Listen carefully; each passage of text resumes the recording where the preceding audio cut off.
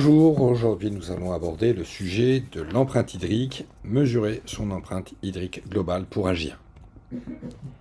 Trois grands enjeux, vous le savez, agir pour le climat, améliorer les conditions humaines et préserver les ressources naturelles. C'est bien dans ce cadre de la préservation des ressources naturelles que nous avons à travailler sur la réduction de la consommation d'eau et la réduction des pollutions qui y sont liées. La situation des nappes phréatiques dans notre pays, vous le savez, est en stress hydrique pour certaines régions depuis quelques mois.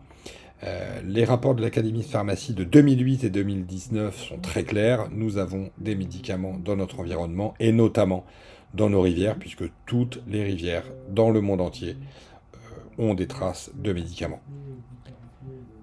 Nous avons même plusieurs sites internet en France qui montrent dans les nappes phréatiques la quantité de médicaments et de métabolites de ces médicaments que nous retrouvons dans l'eau potable. Donc réduire les effluents liquides, ça fait partie de ces enjeux. 9 défis majeurs en images.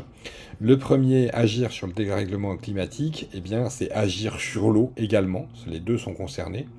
Bien sûr, lutter contre la surutilisation de l'eau, que nous pouvons voir un peu partout en France, agir sur des infrastructures vieillissantes, soit celles de votre établissement, de votre usine ou de votre région. Conserver et utiliser l'eau efficacement. Bien évidemment, il existe de nombreux procédés sur le sujet. Réduire les pollutions des eaux, directes et indirectes, par les produits chimiques ou les résidus médicamenteux. Avoir un accès à l'eau potable et un recyclage efficace des eaux usées, ce n'est pas le cas partout.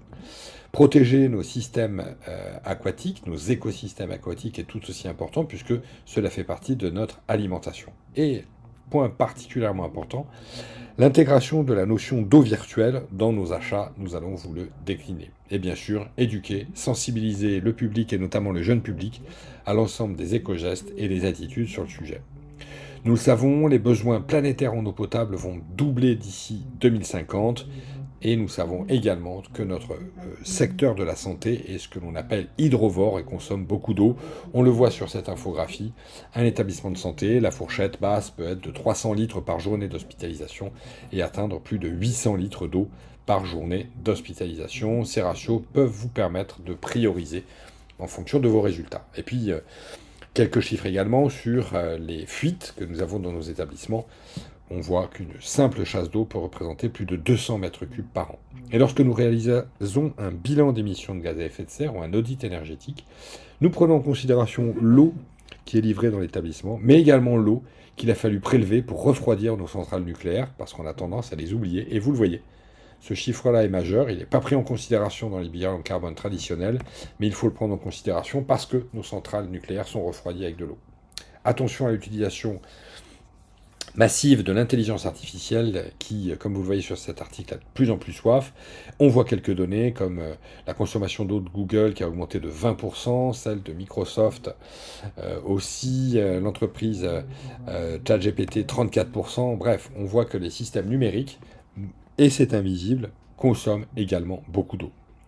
Quelles sont les consommations directes et indirectes, visibles et invisibles que nous devons surveiller? Tout ce qui touche l'alimentation, l'arrosage des parcs et jardins, notre politique d'achat qui peut permettre de choisir les produits les moins consommateurs en eau. Bien sûr, la sous-traitance, ceux qui nettoient notre linge, nettoient nos locaux ou fabriquent nos repas, nos plateaux repas hospitaliers. Le matériel comme les autoclaves, les lave-bassins, les plonges, la dialyse, qui peuvent être classés en fonction de leur consommation d'eau, et bien sûr les aliments hydrovores, je vous en montrerai quelques exemples. À ce titre, il faut avoir en tête que pour fabriquer une bouteille d'1 litre d'eau, il en aura fallu 4 pour la fabriquer, ce qui n'a pas de sens.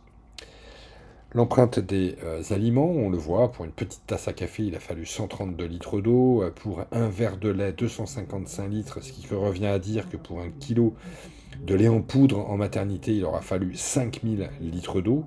Nos biberons jetables à usage unique, encore utilisés en maternité, vous le voyez, tout petit, et pourtant chaque biberon représente plus de 17 litres d'eau.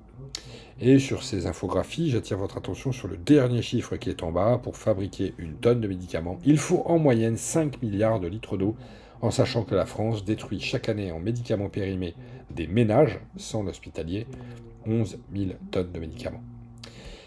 Dans nos travaux sur l'analyse du cycle de vie et l'éco-conception des soins et des parcours de santé, vous avez également quelques données sur ces études.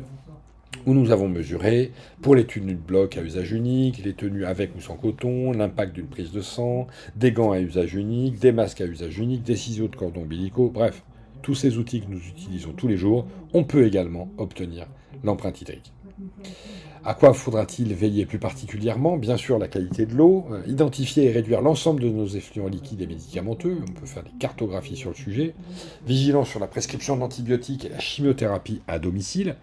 Il existe un passeport pour une chimiothérapie responsable avec, bien sûr, 10 éco-attitudes permettant de réduire l'impact de ces molécules qui sont cytostatiques dans les excréta humains pendant 48 heures.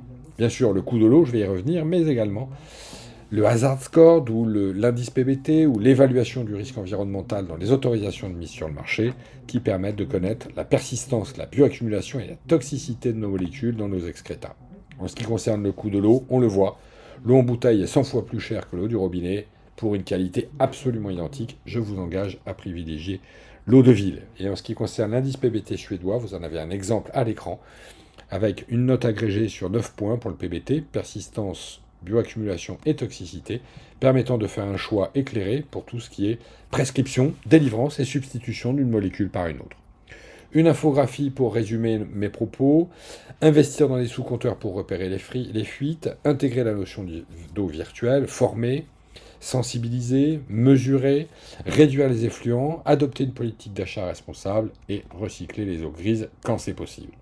Enfin, en guise de conclusion, voici la méthode de l'empreinte hydrique que nous avons développée, qui prend en considération les données du bilan d'émissions de gaz à effet de serre, qui met en œuvre la méthode de l'analyse du cycle de vie, la norme ISO 14046 et le référentiel Water Footprint Network, référentiel international, qui a permis de créer cette méthode qui mesure l'empreinte eau directe, les consommations réelles de l'établissement, l'empreinte indirecte, les consommations virtuelles de l'eau, et la pollution de l'eau, c'est-à-dire les consommations théoriques de l'eau qu'il aura fallu pour compenser la pollution générée par l'établissement.